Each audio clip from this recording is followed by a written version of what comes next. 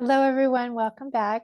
This is Christine Dixon of The Ordinary Sacred, and this is the fourth video in a series where I am sharing my own personal self-therapy, my own IFS work with my inner family. And this one is going to be in two parts because you'll see this is some of the deepest work I've done with some intense trauma. So I start out with a protector who is panicked, and then get to a part underneath who, trigger warning here, e- experienced the death of a loved one by suicide and held on to a lot of grief and a lot of self-blame. And so it was not resolved in one session. So I'm going to do a second part about all the follow-up work that I did with the parts that I met there. And before I continue, I'd like to give two disclaimers. One is that this example I'm giving of my own work is not prescriptive to you. This work can look very different and individual for each person. So sometimes parts show up visually for people, sometimes they're auditory, sometimes they're somatic and felt in the body, sometimes it just feels like an energy somewhere in or around the body, or a knowing, or words. There are so many different ways that our parts can show themselves to us. So I encourage you to really be open to your own experience and not think that it needs to look like mine. But I do want to inspire you to do your own inner work. And then the second disclaimer is that before I began doing this work, I had done a lot of work with mindfulness and self-compassion, and was able to feel curious and confident going in to get to know these parts. So if you check in with yourself and you're going toward a part and you don't feel that way, you feel judgmental or afraid or numb or any of those things, it's really important to get to know those parts first so that you can approach a part with curiosity. Always start with whatever you can approach with openness and genuine curiosity. Okay, so what happened with this one was actually I had been doing IFS for a little while in my own system, and it was so transformative and holistic and effective and compassionate, and I wanted to offer it to my coaching clients.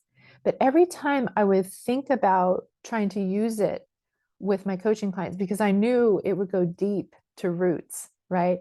I would have a sense of panic in my body. It was like an adrenaline surge that would come over me, almost like a shock, and just flood my system. It was almost like a punishment, right? I would even think about using it with my clients. No, right? And so it was just so curious to me. I wanted to understand why I was experiencing that. So I decided to go toward that panicked feeling. I thought about using the modality with a client, and I felt it immediately. And the adrenaline surges kept kind of flooding me. So I took a few breaths, and it kept blending with me. It just kept having those surges. So I asked it if it would be willing to just separate with me a bit so that I could see it more clearly or understand it better. And then I just waited for it to reveal itself to me. And I remember very vividly that it was like hair in my face. It was just like this kind of blurry strands of hair. And then it backed up a little bit, and it looked like a hairy monster. I liken it to Chewbacca from Star Wars, but it was like this tall, hairy monster like Chewbacca, but the hair was very long and it covered its face, so I couldn't really see its face.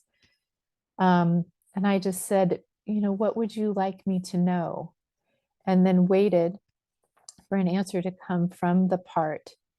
And I always know that the answer is coming from the part because there's no effort on my part to think up anything at all. It really feels like another person is just speaking to me and I'm receiving it, hearing it for the first time. And the response from what I began to call Harry was, you will hurt people. You don't know what you're doing. You're not qualified. You need to back up. How dare you? Who do you think you are? You're really going to mess people up, and then you'll have to pay for it, just like you did with Ronald. He died. And this is when there's this clarity that comes over me. Oh my goodness. I get the wound that this part is protecting and how desperate it's feeling. And it continued on. It said, you couldn't do it. Don't you know that you can't fix anyone? Please don't try. Please, please.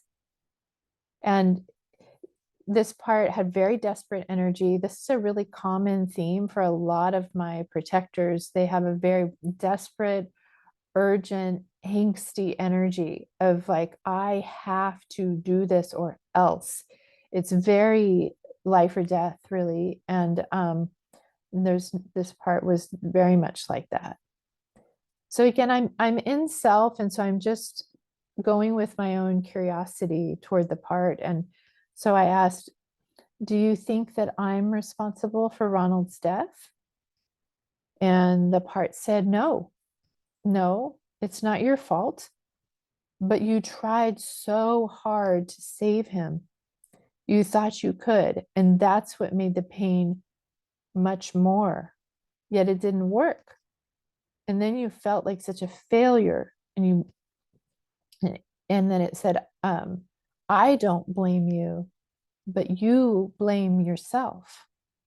And that's when I realized, oh, I wonder what this part is seeing when they look at me, right? So I said, how old am I?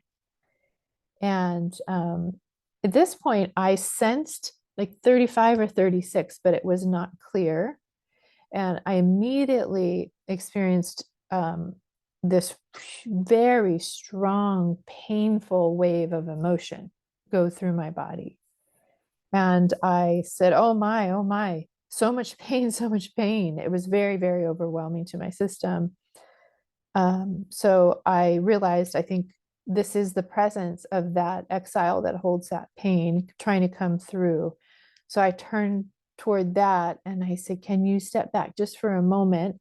Because I really want to get permission to be with you from the part or parts that protect you. And so since I had felt though the intensity of that pain in that moment, I understood very clearly why this part was protecting me. It did not want that pain to be triggered, did not want to cause a similar pain, for that to happen again. So I just said, I understand you.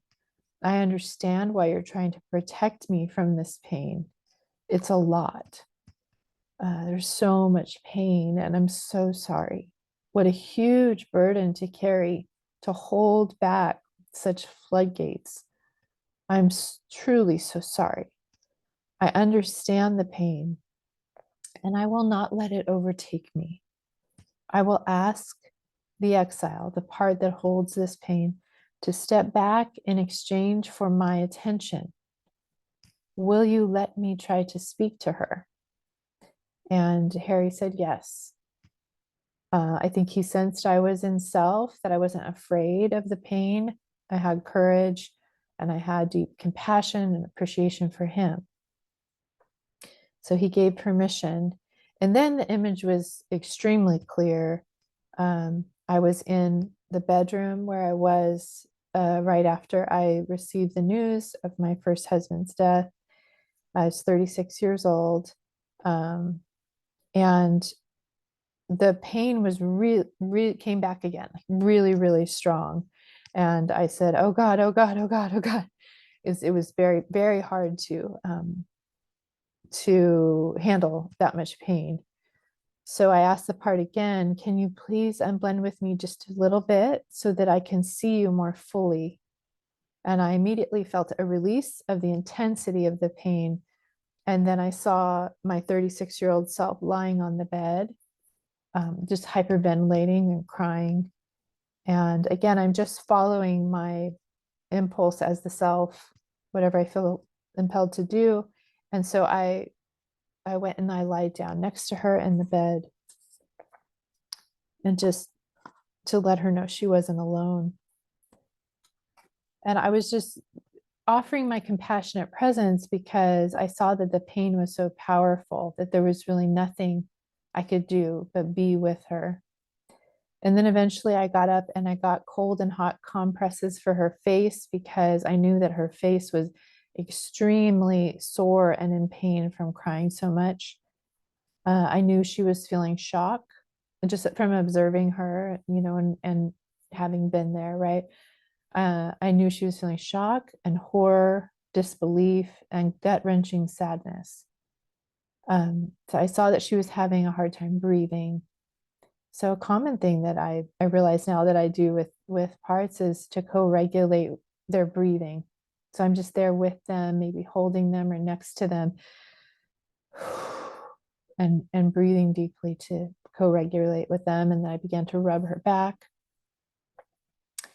And I guess it felt appropriate from the self at that moment to tell her, Ronald knows that he's loved now. He knows beyond a shadow of a doubt that he's loved. And my 36-year-old self started sobbing, and I just held her. And she said, I need strength. And I, as the self, said, I'm here. I will be your strength. I am here. And at this point, as I'm looking back on my work, it's really interesting. I think I didn't know the right timing or about retrieval so much. So I think that I pushed an unburdening maybe a little soon here, and you'll see as I do follow-up episodes on this one that there was a lot of work that needed to be done. But I was in self and I was doing the best I could, but I asked her, what represents your burden, your pain, and you can get rid of it, or you can do a healing ritual with one of the elements: water, fire, wind, earth, or metal. And so she said that she would like to gather all of her tears and bring them to the ocean. I thought that was a beautiful thing. So we collected all of her tears in a crystal jar. And then we were immediately transported to the ocean, and we were holding hands. This is a type of retrieval, but I hadn't done enough witnessing yet, which we'll find out later. But I handed the jar to her and she poured it in the ocean. And then we sat on the sand. I sat next to her. We breathed in the ocean air. We felt the breeze on our skin. We watched the sunset. We sat there for quite a long time, just in peace. And she then spoke and said, Ronald loved the ocean. He wanted some of his ashes to be spread on the ocean. I don't know if that will happen, but my tears have now joined the ocean. And as the self, I said, just as your tears have joined the vast ocean, Ronald's spirit is now one with the vast spirit. And then we sat there for a while. And then I turned to her because I think I did sense that she was not, there was still more burden that she was carrying. So I said, do you know that Ronald's death was not your fault? And she said, I try to know. And then she leaned into me and just let me hold her for a little while. And I said, I will be with you always to remind you if you forget. I will remind you of the ocean, and you can always lean on me. Let Ronald be responsible for himself. If you can, release him to the ocean, release him to love. And then at that point, I went back to Harry to see if he had seen what I had done with the 36-year-old. And he said, yes, he had seen it. And I said, do you think she's healed? And he said, no. He said, no, not completely, but it's a step. He said, she does seem to trust you. She'll need a lot of support. I can see that she's not completely let herself off the hook yet, but I know you said you would remind her. And this is something I love about protective parts because they're very knowledgeable and in tune with the parts they protect. They know them very well. And so as the self, I'm not trying to squash them or get rid of them. I'm very keen to understand and listen to them and what they think about things. So he said, you said you'd remind her that it's not her fault. And I said, yes, I will. She's not alone. And then I turned to him, I said, if I can support her and you don't have to protect her so fiercely from her pain, what new role would you like? Just kind of offering him this dream, this hypothetical. And then it was so fascinating. This kind of very tall, hairy monster then changed image into an owl. And I smiled, and he said, I would like to be the voice of wisdom. I said, yes, I see you've taken the form of an owl. You can help me remind her that she's not responsible for other people's healing, that each person has their own self for that. And he said, true. And I said, is there anything else that you would like to do? And he said, I would like to be stoic, observant, discerning, non-judgmental, curious. I will be her eyes and her ears. And I said, that sounds good. And that was the end of that session. And so, the practice is when a part is unburdened. I like to go to the exile part and the protective part every day for 3 or 4 weeks. And it can just be for 20 seconds to just say, how are you doing? Check in, notice their energy. And so in the next video that I do, I'll let you know what happened as I began to check on the 36-year-old woman. And there's further work as she began to show me that she was not fully unburdened, as the hairy owl part knew very well. There was more work to be done. And again, it's not bad that the initial work was bad or ineffective or something. It was just very helpful information that, of course, this was a very deep wound and she needed more witnessing and more assurance that I would be there with her.